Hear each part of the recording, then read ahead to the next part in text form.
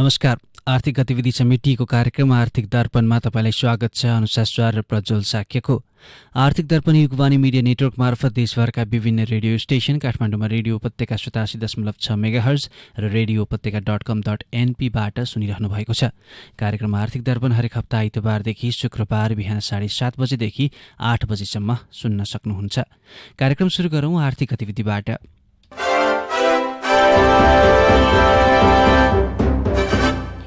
बन्दरगाह व्यवस्थापनको नाममा नेपाल चीन बीचको व्यापार कब्जा गर्ने एउटा व्यावसायिक समूहको प्रयास असफल भएको छ।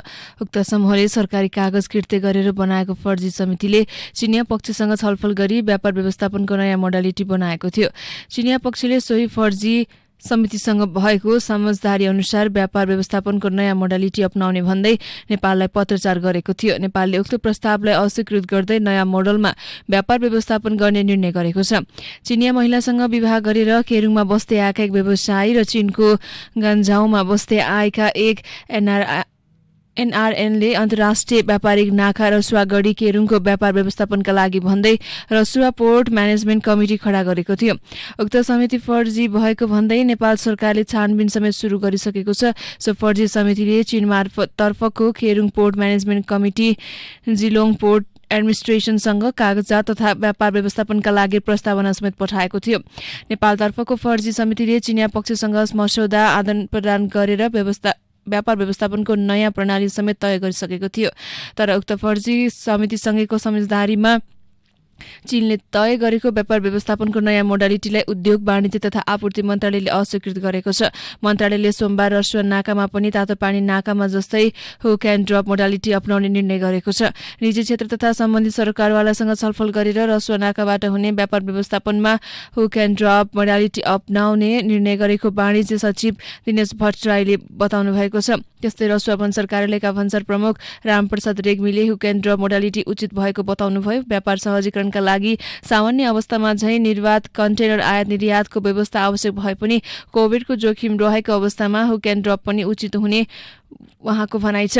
हुक एन्ड ड्रप मोडालिटी अनुसार चिनिया पक्षले मितेरी पुलसम्म कन्टेनर ल्याइदिने र त्यसलाई नेपाली पक्षले नेपालको यार्डमा ल्याउने व्यवस्था छ। तातोपानीमा अहिले यही मोडलमा व्यापार व्यवस्थापन भइरहेको छ भने अब रसुवामा पनि सोही मोडल अपनाइने भएको छ।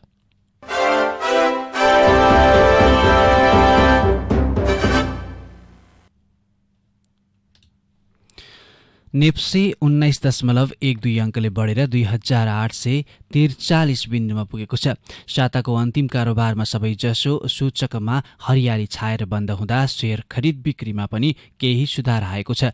त्यस्तै क वर्गको कम्पनी मापक सेन्सिटिभ इन्डेक्स 6.33 अङ्कले बढेर 528.71 बिन्दुमा पुगेको छ। अघिल्लो दिन 5 अर्ब 83 करोड 85 लाख रुपैयाँको कारोबार भएकोमा बिहिबार धितो पत्र ऋण पत्र गरी कारोबारमा आएका 224 कम्पनीको 3 करोड 28 लाख किता इकाइ शेयर किनबेच हुँदा 6 अर्ब 70 करोड 77 लाख रुपैयाँको कारोबार भएको छ। सबैभन्दा धेरै कारोबार हुने कम्पनीमा नेको इन्स्योरेन्स कम्पनी रहेको छ। कम्पनीको 30 करोड 72 लाख रुपैयाँको कारोबार भएको छ भने ज्योति विकास बैंकको 18 करोड 70 लाख रुपैयाँको कारोबार भएको छ। त्यस्तै मेगा बैंक नेपालको 18 करोड 24 लाख रुपैयाँ र बुटवल पावर कम्पनीको 16 करोड 60 लाख रुपैयाँको कारोबार भएको छ। कारोबारमा आएका 13 समूहमध्ये 12 समूहका सूचकमा हरियाली छाएको छ भने निर्जीवन बीमा समूह नकारात्मक बनेको छ। होटल तथा पर्यटन विकास बैंक फाइनान्स समूहका लगानीकर्ताले भने उच्च नाफार्जन गर्न सफल भएका छन्। सबैभन्दा धेरै बढ्ने कम्पनीमा ओरिएन्टल होटल करिब 10% सर्किट मूल्यमा कारोबार भएको छ। Goodwill finance, green development bank, Sindhu विकास बैंक, बेस्ट फाइनान्स कम्पनीका लगानीकर्ताले उच्च नाफा कमाउन सफल भएका छन्। घट्नेमा कुमारी म्युचुअल फन्ड, राधि विद्युत कम्पनी, एनएलजी इन्स्योरेन्स कम्पनी परेका छन्। मनोकामना स्मार्ट लघुवित्त वित्तीय संस्थाले प्राथमिक शेयर खुल्ला गरेको छ। बिहिबारदेखि संस्थाले सर्वसाधारणका लागि निष्कासनको आवेदन लिन थालेको हो। लघुवित्तले जारी पुँजीको 32.11% हुन आउने 3 करोड 89 लाख रुपैयाँ बराबरको 3,89,000 किता शेयर प्रति किता 100 रुपैयाँ मूल्य तोकेर निष्कासनमा ल्याएको छ। त्यसमध्ये 0.5% अर्थात् 6,000 58 किता सेयर कर्मचारीलाई र 5% अर्थात् 19,450 किता सेयर सामूहिक लगानी कोषमा सुरक्षित गरी बाँकी रहने 3,63,492 किता सेयरमा सर्वसाधारणले आवेदन दिन सकिनेछ। लघु वित्तको अधिकृत पुँजी 20 करोड रुपैयाँ, जारी पुँजी 12 करोड 11,50,000 रुपैयाँ र चुक्ता पुँजी 8 करोड 22,50,000 रुपैयाँ रहेको छ। सर्वसाधारणलाई 3 करोड 89 लाख रुपैयाँ बराबरको आइपिओ निष्कासनपछि लघु वित्तको चुक्ता पुँजी 12 करोड 11,50,000 रुपैयाँ पुग्ने संस्थाले जनाएको छ। आवेदन दिने अन्तिम मिति असार 31 सम्म रहने सेयर निष्कासन तथा बिक्री प्रबन्धक एनएमबी बैंकले जनाएको छ।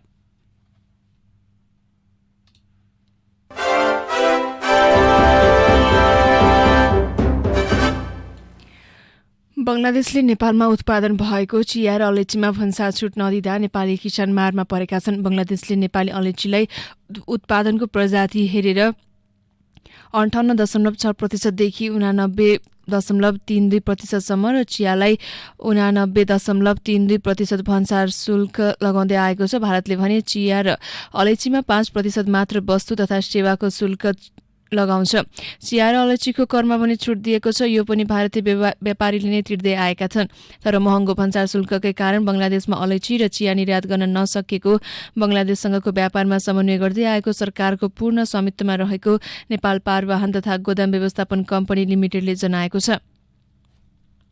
चिया र अलैँचीको सन्दर्भमा नेपाललाई विभेद नै भएको छ। भुटानलाई छुट दिँदा नेपाललाई कस्टम ड्युटी नै धेरै परेको छ। लिमिटेडका लीलाधर सुवेदीले बताउनुभयो। नेपाल दक्षिण एसियाली स्वतन्त्र व्यापार क्षेत्र साफ्टाको सदस्य राष्ट्र हो। साफ्टाको उद्देश्य भन्सार छुट सहित व्यापार भए पनि चिया अलैँची लगायत केही नेपाली कृषिजन्य उत्पादनले बंगलादेशमा भन्सार शुल्क छुट पाउन सकेका छैनन्, जसका कारण अलैँची र चिया लगायतका कृषि उत्पादनका लागि भारतीय बजारको भर पर्नुपर्ने अवस्था छ। भारतको एकाधिकार हुँदा व्यवसाय मर्कामा परेको अलैँची व्यवसायी महासंघका अध्यक्ष राजकुमार कार्कीले बताउनुभयो। बंगलादेशको व्यापारका लागि करिब 40 किलोमिटर भारतीय मार्गको प्रयोग गर्नुपर्छ। बंगलादेश समुद्रले घेरिएको राष्ट्र भएकाले त्यहाँबाट तेस्रो देशमा व्यापारका लागि सहज हुने उनको भनाइ छ। सरकारले बंगलादेशसँग वार्ता गरेर भन्सार शुल्क घटाउन सके बंगलादेशसँगको व्यापारमा सहजता हुने जनाएको छ। अलैँचीका लागि सबैभन्दा ठूलो व्यापार केन्द्र भारत नै रहेको जनाइएको छ। बंगलादेशले भुटान र अन्य सार्क मुलुकलाई दिएको सुविधा नदिनुपर्ने कारण भने छैन, तर हाम्रो देशले कूटनीतिक पहल गर्न सकेन। दुई देशको बैठकमा कुरा उठ्छ र तर सेलाउँछ। सरकारी स्तरबाट पहल नहुँदा बंगलादेशसँग व्यापार गर्न नसकेको चिया उत्पादक संघका पूर्व अध्यक्ष चण्डी प्रसाद पराजुलीले बताउनुभयो।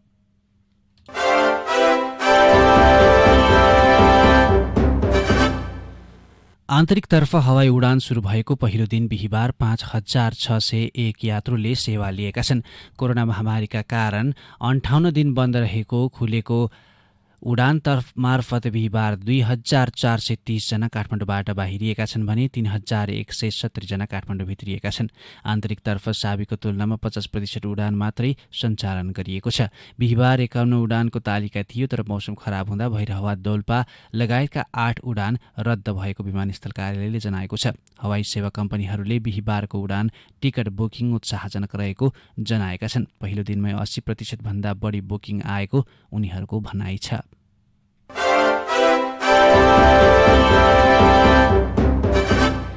एक वर्षदेखि करिब ठप्पको अवस्थामा रहेको वैदेशिक रोजगारी चाँडै सुरु हुने अपेक्षा गरिएको बेला कोरोना विरुद्धको खोप अवरोधको रूपमा देखिएको छ। कोरोना संक्रमण घट्दै जाँदा वैदेशिक रोजगारी पुनः सुरु हुने अपेक्षा गरिएको थियो। यसैबीच गन्तव्य मुलुकका रोजगारदाताले श्रमिकलाई कोरोना विरुद्धको खोप अनिवार्य गर्न थालेपछि पुनः वैदेशिक रोजगारी प्रभावित हुने देखिएको छ। हालसम्म संयुक्त अरब इमिरेट्स र कुवेतले रोजगारीका लागि आफ्नो मुलुक प्रवेश गर्ने श्रमिकलाई कोरोना विरुद्धको खोप अनिवार्य गरेको छन् भने साउदी अरेबिया, ओमान, बहराइन पनि सोही बाटोमा अघि बढेको व्यवसायीले बताएका छन्। नेपालको ठूलो गन्तव्य मलेसियाले 1.5 वर्षदेखि नेपाली श्रमिक लिएको छैन। सरकारले कोरोना विरुद्धको खोप उपलब्ध गराउन नसक्दा लामो समयदेखि बेरोजगार भएका युवा वैदेशिक रोजगारीमा जान नपाउने अवस्था सिर्जना भइरहेको मेनपावर व्यवसायीले बताएका छन्। कोरोना महामारीको संक्रमणमा केही घटे जस्तो देखिएपछि वैदेशिक रोजगार विभागले श्रम स्वीकृति खुला गरेको छ, तर गन्तव्य मुलुकका रोजगारदाताले कामदारका मागमा त्यति जोड नगरेको व्यवसायीले बताएका छन्।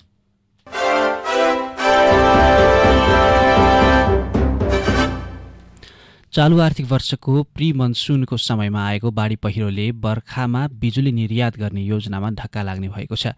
गत जेठ मसान्तदेखि आएको बाढी पहिरोले जलविद्युत आयोजनामा क्षति पुर्याउँदा निर्यातको सट्टा उल्टै आयात गर्नुपर्ने बाध्यता सिर्जना भएको नेपाल विद्युत प्राधिकरणको भनाइ छ।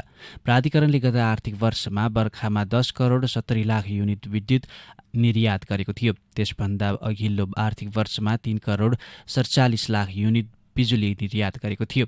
तर चालु आर्थिक वर्षमा निजी क्षेत्रले बिजुली उत्पादन गरिरहेका आधा दर्जनभन्दा धेरै आयोजना क्षतिग्रस्त हुँदा 140 मेगावाट बिजुली सिस्टमबाट बाहिरिएको छ।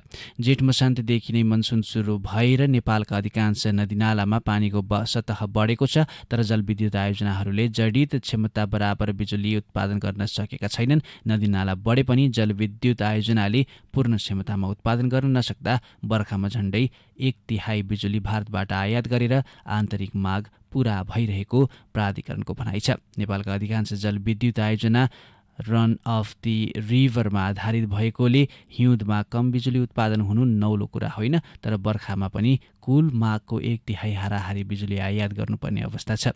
नेपाल विद्युत प्राधिकरणका प्रवक्ता मदन कुमार तिमिल सिन्हा बाढी पहिरोले निजी क्षेत्रका जलविद्युत आयोजनाबाट उत्पादन हुँदै आएको 140 मेगावाट बिजुली रोकिँदा बर्खामा समेत भारतबाट आयात गर्नु परेको बताउनु भएको छ।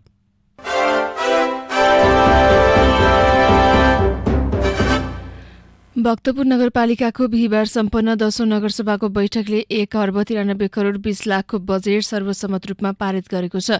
नगर प्रमुख सुनिल प्रजापतिको अध्यक्षतामा बसेको नगरसभाको बैठकले आर्थिक विधेयक 2078 विनियोजन विधेयक सहित आर्थिक वर्ष 2078-79 का लागि भक्तपुर नगरपालिकाको बजेट पारित गरेको हो।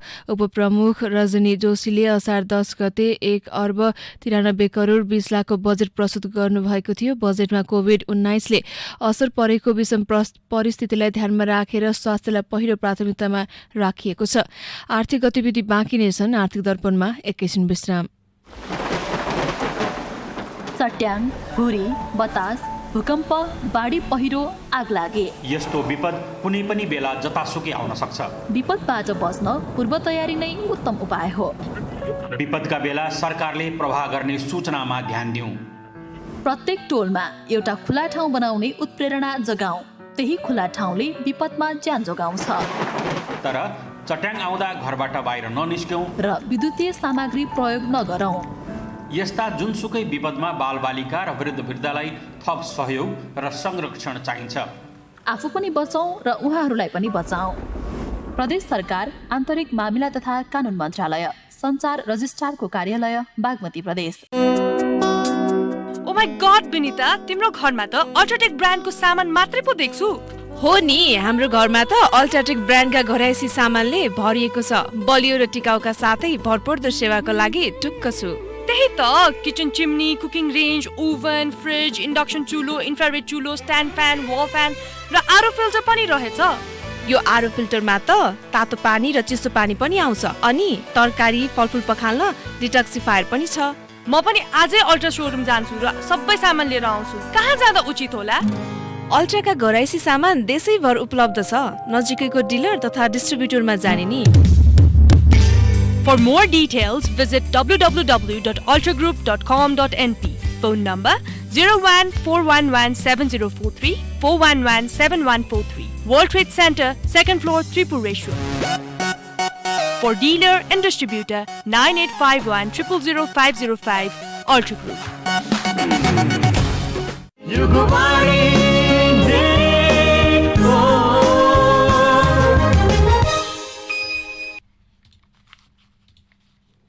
आर्थिक दर्पणमा पुनः स्वागत छ। अब बाँकी आर्थिक गतिविधि। सार्वजनिक खरिद ऐन कार्यान्वयनमा आएको 14 वर्षपछि सरकारले सार्वजनिक खरिद कार्यमा संलग्न हुने कर्मचारीको योग्यता निर्धारण गरेको छ। बिहिबार सचिव स्तरीय निर्णय गरी सार्वजनिक निकायमा खरिद सम्बन्धी कार्य गर्ने कर्मचारीको योग्यता निर्धारण मापदण्ड 2078 खरिद कार्यालयको कार्यान्वयनमा ल्याइएको सार्वजनिक खरिद अनुगमन कार्यालयका प्रवक्ता विष्णुप्रसाद कोइरालाले जानकारी दिनुभएको छ।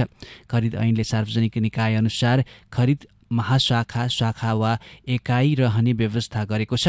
मापदण्डले सार्वजनिक खरिद प्रयोजनका लागि खरिद एकाइ प्रमुख समेत गरी सामान्यतया 3 देखि 5 जना रहने गरी खरिद एकाइ गठन गर्ने व्यवस्था गरेको छ। खरिद एकाइ गठन गर्दा सम्बन्धित सार्वजनिक निकायको कार्य प्रकृतिका आधारमा प्रशासनिक, प्राविधिक र लेखा सम्बन्धी काम गर्ने कर्मचारी मध्येबाट खरिद सम्बन्धी ज्ञान भएका वा तालिम लिएका कर्मचारीलाई समावेश गर्नुपर्नेछ।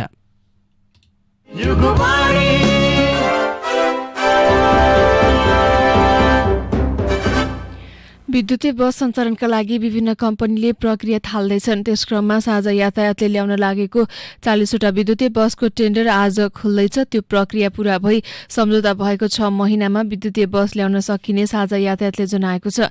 साझाले गत चैत्र 13 गते 40वटा विद्युतीय बस खरिदका लागि 45 दिने ग्लोबल बोलपत्र आह्वान गरेको थियो। 45 दिने बोलपत्र गरिए पनि विश्वव्यापी कोरोनाका कारण ढिलाइ हुन पुगेको साझा यातायातले जनाएको छ। खरिद प्रक्रिया अघि बढेको साझा यातायात सञ्चालन समितिका सदस्य भूषण तुलाधरले जानकारी दिनुभयो। उहाँका अनुसार बोलपत्र खुला गरिसकेपछि करिब 1.5 महिना टेन्डरको मूल्याङ्कन गर्न लाग्नेछ। समितिले मूल्याङ्कन गरेपछि सम्झौता गरिने र सम्झौता भएको करिब 6 महिनामा विद्युतीय बसहरू ल्याउन सकिनेछ। तुलाधरका अनुसार सम्झौतामा बस खरिद मात्र नभएर 5 वर्षसम्म कम्पनीले मर्मत गर्नुपर्नेछ। मर्मत सम्भारका लागि पार्ट पूर्जा उपलब्ध गराउनु पर्ने लगायतका प्रावधान राखेर प्याकेजमा सम्झौता गर्नुपर्ने भएकाले केही दिन ढिलाइ हुन सक्छ। त्यस्तै विद्युतीय बस सञ्चालन गरिरहेको सुन्दर यातायात प्रणालीका 20वटा बस सिङ्गापुरमा रोकिएका छन्। चीनबाट ल्याइएका बस कोरोनाको बन्दाबन्दीका कारण हाल सिङ्गापुरमा राखिएको सुन्दर यातायातका अध्यक्ष बेसबहादुर थापाले जानकारी दिनुभयो। 40 सिट क्षमताका ती बस भारतमा बन्दाबन्दी खुल्न साथ नेपाल ल्याइनेछ। सरकारले विद्युतीय बस सञ्चालनमा प्रोत्साहन गरेपछि सुन्दर यातायातले 50 करोड रुपियाँ लगानीमा बसहरू खरिद गरेको हो। त्यस्तै सुन्दर अटो इन्जिनियरिङ प्रणालीले रूपन्देहीको सैनामैना नगरपालिकामा विद्युतीय सवारीको एसेम्बल निर्माण गर्ने भएको छ। विद्युतीय बस, मोटरसाइकल, जीप र कारहरू निर्माण गरिने अध्यक्ष भेषबहादुर थापाले जानकारी दिनुभयो। करिब 3 अर्ब 60 करोड रुपियाँको लगानीमा निर्माण गरिने एसेम्बल प्लान्टको पहिलो वर्ष 300 सवारी साधन निर्माण गर्ने लक्ष्य लिएको छ। दोस्रो वर्ष 500 बनाउने र त्यसपछि कम्तीमा 5 वार्षिक 1000 विद्युतीय सवारी निर्माण गरिने योजना रहेको थापाको भनाइ छ।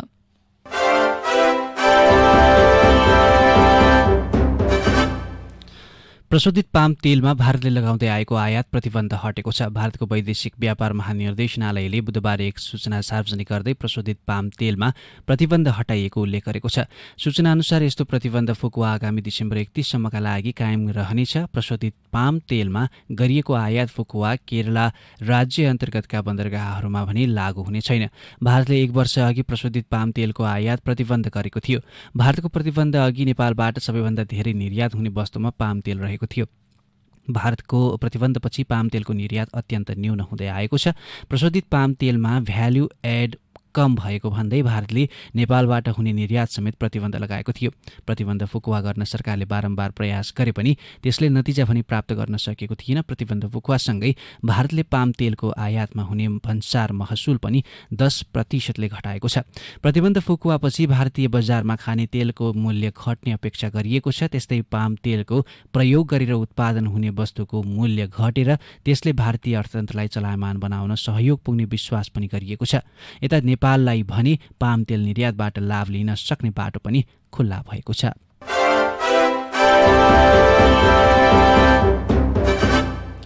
अध्यागमन विभागले शुक्रबारदेखि भिसा सेवा सुरु गर्ने भएको छ। निषेधाज्ञाका कारण गत जेठ 5 देखि बन्द रहेको भिसा सेवा सरकारले तोकेको मापदण्डको पालना गर्दै असार 18 गतेदेखि सुरु हुने विभागले जनाएको छ। गत वैशाख 15 सम्म नेपालको वैध भिसा भएका विदेशीको हकमा असार 24 गते भित्र नेपालबाट प्रस्थान हुने भिसा निशुल्क भिसा नियमित गरिने जनाएको छ। विभागको सूचनामा अध्यागमन कार्यालय त्रिभुवन अन्तर्राष्ट्रिय विमानस्थलबाट नै निशुल्क भिसा नियमित गरिने उल्लेख छ। त्यस्तै नेपालमा रहन चाहिने विदेशीले भिसा नियमित गर्न विभाग वा अन्तर्गतका कार्यालयमा आवेदन गरेमा विलम्ब शुल्क र जरिवाना नलिई भिसा नियमित गरिने पनि विभागले सूचनामा उल्लेख गरेको छ। विभागका अनुसार असार 24 गतेपछि भिसा नियमित गर्न आउने र नेपालबाट प्रस्थान गर्ने विदेशीको हकमा भने नियमअनुसार भिसा शुल्क, विलम्ब शुल्क र जरिवाना लाग्नेछ।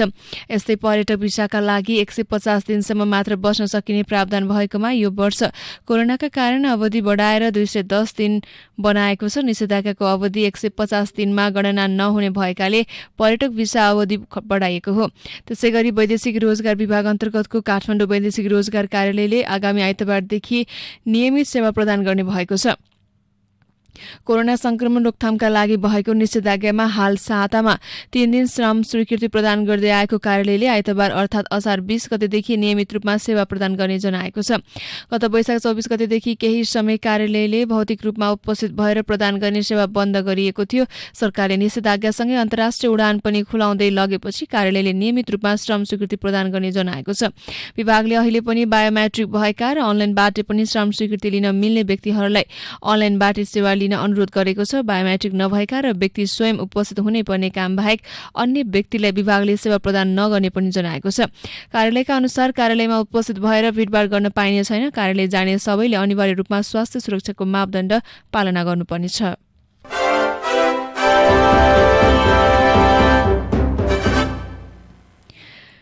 2 महिनापछि बिहिबारदेखि आन्तरिक उडान सुरु भएको छ। कोरोनाका कारण जारी गरेको निषेधाज्ञाका कारण आन्तरिक उडान बन्द भएको थियो। सरकारले स्वास्थ्य मापदण्ड पूरा गरेर प्रतिदिन 64 वटा उडान गर्ने अनुमति दिएसँगै आजदेखि उडान भएको हो। मौसमको खबरीका कारण केही उडान बाहेक सबै उडान भएका छन्। लुम्बिनी प्रदेश ब्युरोका अनुसार लुम्बिनी प्रदेशका भैरवा र नेपालगञ्ज विमानस्थलमा बिहिबार यात्रुको निकै चाप रह्यो। पहिलो दिन भैरवामा 8, नेपालगञ्जमा 6 उडान भए।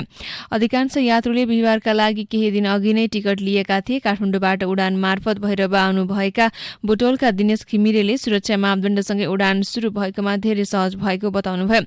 त्यस्तै नेपालगञ्ज समाचारदाताका अनुसार काठमाडौँ, नेपालगञ्ज र नेपालगञ्जबाट पहाडी जिल्लामा पनि उडान सुरु गरिएको नागरिक उड्डयन प्राधिकरण नेपालगञ्जका प्रमुख सुभाष झाले बताउनुभयो। उहाँले 2 महिनापछि हवाई उडान सुरु गरिएकाले पहिलो दिन यात्रुको चाप धेरै रहेको जानकारी दिनुभयो। बिहिबार काठमाडौँ, नेपालगञ्ज, काठमाडौँका लागि बुद्ध, यति र श्री एयरले 2 गरी 6 वटा उडान भरेको प्रमुख झाले बताउनुभयो। बिहिबार नेपालगञ्जबाट जुम्ला र रुकुमका लागि पनि उडान भएका थिए। त्यस्तै भैरवा समाचारदाताका अनुसार आन्तरिक उडान खुलेको पहिलो दिन भैरवा स्थित गौतम बुद्ध विमानस्थलबाट 8 वटा उडान भएका छन्। गौतम बुद्ध विमानस्थलका अनुसार बुद्ध र यति एयरलाइन्सले 4 वटा उडान भरेका छन्। बुद्धले काठमाडौँ, भैरवा, काठमाडौँ 4 वटा उडान भरेको छ भने यति एयरलाइन्सले पनि काठमाडौँ, भैरवा, काठमाडौँ 4 वटा उडान भरेको छ। उडान खुलेको पहिलो दिन भैरवामा पनि यात्रुको उल्लेख्य चाप रहेको विमानस्थल प्रशासनले जानकारी दिएको छ। भैरवाबाट काठमाडौँ बाहेकका क्षेत्रका लागि भने बिहिबार कुनै पनि उडान भएनन्। यसैबीच नेपाल वायु सेवा निगमका महाप्रबन्धक डिमप्रकाश पौडेलले देशले प्रतिकूल विमानहरू खरिद गर्नु परेका कारण निगमले दोष बोक्नु परेको बताउनु भएको छ। बिहिबार निगमको 63औं वार्षिक उत्सवका अवसरमा आयोजित कार्यक्रममा उहाँले महँगो ब्याजको ऋण तथा महँगो हवाई इन्धनले पनि निगममाथि दोष आएको बताउनुभयो। केही बाह्य कारणका पनि विगतको निगमको प्रतिष्ठा केही धुमिल बनेको उहाँले बताउनुभयो। कार्यक्रममा महाप्रबन्धक पौडेलले नेपाल सरकारबाट प्राप्त निरन्तर सहयोगलाई निगमभित्रको सामूहिक प्रयासमा जवाबदेहिता, पारदर्शिता र व्यवसायिकता सहित अघि बढ्न आह्वान गर्नुभयो। निगमका कर्मचारीले कठिन घडीमा पनि देश र जनताका लागि उल्लेखनीय सेवा दिएकोमा उहाँले प्रशंसा गर्नुभयो।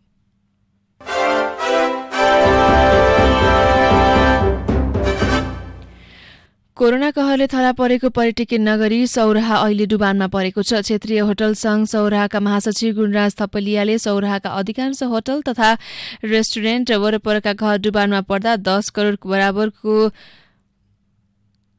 रुपैयाँभन्दा बढीको आर्थिक क्षति भएको अनुमान गरेको जानकारी दिनुभयो। सौराहामा अहिले 110 वटा होटल छन्। राप्ती, बुढी राप्ती, डुङ्ग्रे लगायतका खोलामा आएको बाढी सौराहामा पसेर 50 भन्दा बढी होटल डुबान परी क्षति पुर्याएको महासचिव थपलियाले बताउनुभयो। सौराहा किचनका सञ्चालक प्रकाश भट्टराईले आफ्नो होटल डुबानमा परेको भन्दै 30 लाख रुपैयाँ जतिको भौतिक संरचना क्षति भएको अनुमान गरिएको जानकारी दिनुभयो। सौराहामा 31 वटा रेस्टुरेन्ट रहेकोमा 10 वटा डुबानमा परेका छन्। राप्ती नदी किनाराका होटल तथा रेस्टुरेन्ट रेस्टुरेन्ट पूर्ण रूपमा डुबान भएका छन्। जारी निषेधाज्ञाका कारण गत वैशाख 15 गतेबाट सौराहा बन्द छ। राप्ती, बुढी राप्ती र डुङ्ग्रेल खोलामा व्यवस्थित योजनासहितको तटबन्ध नगर्ने हो भने सौराहामा बाढीबाट हुन सक्ने थप क्षति रोक्न नसकिने उहाँको तर्क छ। सौराहा वरपर मात्रै बाघरा क्षेत्रमा 40भन्दा बढी घर डुबानमा परेको बताइएको छ। त्यसैगरी पूर्वी चितवनको पर्सामा रहेको बाबा ग्यास कम्पनीमा कयर खोला पस्दा उद्योगमा क्षति भएको छ। बाबा ग्यास उद्योगका निर्देशक विमल कालाखेतीका अनुसार उद्योगका भरिएका र खाली हजारौं सिलिन्डर बाढीले बगाएको छ। सेना प्रहरी लगाएर कर्मचारीको उद्धार गरिए पनि क्षति यकिन गर्न नसकेको उहाँले जानकारी दिनुभयो। त्यस्तै मानसरोवर कैलाश यात्राका लागि लक्षित गरेर निर्माण भई सञ्चालनमा आएका हिल्सा र सिमकोटका होटलहरूको लगानी जोखिममा पनि देखिएको छ। ठूलो धनराशि लगानी गरी निर्माण गरिएका होटलहरू कोरोनाका कारण 2 वर्ष यता लगातार बन्द भएपछि लगानी जोखिममा परेको हो। सिमकोट स्थित होटल कैलाशका सञ्चालक रिन्जन लामाले 2 वर्ष लगातार होटल बन्द गर्नु परेपछि चिन्ता थपेको बताउनुभयो। उहाँले बैंकको ऋण र भएको सम्पत्ति लगानी गरेर निर्माण गरी सञ्चालनमा आएको 2 वर्षमै होटल बन्द गर्नु परेपछि लगानी सबै डुबेको दुखेसो पोख्नुभयो। यो सिजनमा मानसरोवर कैलाशको धार्मिक यात्रा गर्ने भारतीय पर्यटकले भरिभराउ हुने होटलहरू बन्द गरेर बस्नुको विकल्प नभएको उहाँको भनाइ छ। हिल्सा र सिमकोटमा सञ्चालनमा आएका 2 दर्जनभन्दा बढी पर्यटकीय होटलको 70 करोडभन्दा बढी लगानी जोखिममा परेको होटल व्यवसाय संघका अध्यक्ष मिमबहादुर लामाले बताउनुभयो। होटल सञ्चालनमा नआएपछि बैंकबाट लिएको ऋण तिर्न पनि व्यवसायलाई सकस भएको छ। ठूलो लगानी गरेर सञ्चालनमा आएका सिमकोट र हिल्साका अधिकांश होटल हाल बन्द रहेको र एकजना हेलारूको भरमा राख्नु परेको छ। यता हिल्साको मानसरोवर होटल सञ्चालक कर्मा लामाले पनि ठूलो लगानी गरेर सञ्चालनमा आएका होटल कोरोनाको चपेटामा परेको बताउनुभयो। उहाँले कोरोनाले चीनसँगको हिल्सा नाका बन्द भएपछि मानसरोवर कैलाशको धार्मिक यात्रा गर्ने भारतीय पर्यटक आउन बन्द हुँदा हिल्सामा होटल कुरेर बस्नुपर्ने बाध्यता रहेको उल्लेख गर्नुभयो। बैंकको ऋणको ब्याज तिर्नुपर्ने कठिन भएको होटल व्यवसायीहरूले बताएका छन्। तत्काल अरू व्यवसाय पनि गर्न सम्भव नदेखेकाले होटल बन्द गर्नुको विकल्प होटल व्यवसायमा देखिएको छैन।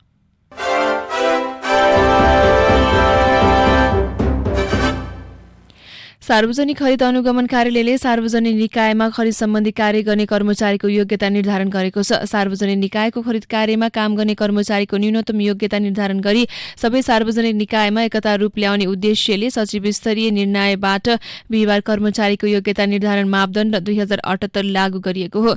नयाँ मापदण्ड अनुसार सार्वजनिक निकायले आफू अन्तर्गतको सार्वजनिक खरिद प्रयोगका लागि खरिद एकाइ प्रमुख सहित 3 दिनदेखि 5 जना रहने गरी खरिद एकाइ गठन गर्नुपर्ने। यसरी गठन गर्दा प्रशासनिक, प्राविधिक र लेखा सम्बन्धी काम गर्ने कर्मचारी मध्येबाट खरिद सम्बन्धी ज्ञान भएका र तालिम लिएका कर्मचारीलाई समावेश गर्नुपर्ने व्यवस्था गरिएको छ। कुनै कार्यालयमा स्थायी रूपमा नै खरिद महाशाखा, शाखा वा एकाइ रहेको छ भने त्यसको प्रमुखको संयोजकमा खरिद एकाइ गठन गर्नुपर्नेछ। त्यस्तै खरिद एकाइ प्रमुख र सदस्यको योग्यतामा तोक्दा मूल्याङ्कन समितिका निर्धारित पदाधिकारीहरू बाहेकका कर्मचारी मध्येबाट वरिष्ठ कर्मचारीलाई खरिद एकाइ प्रमुखको जिम्मेवारी तोक्नुपर्नेछ।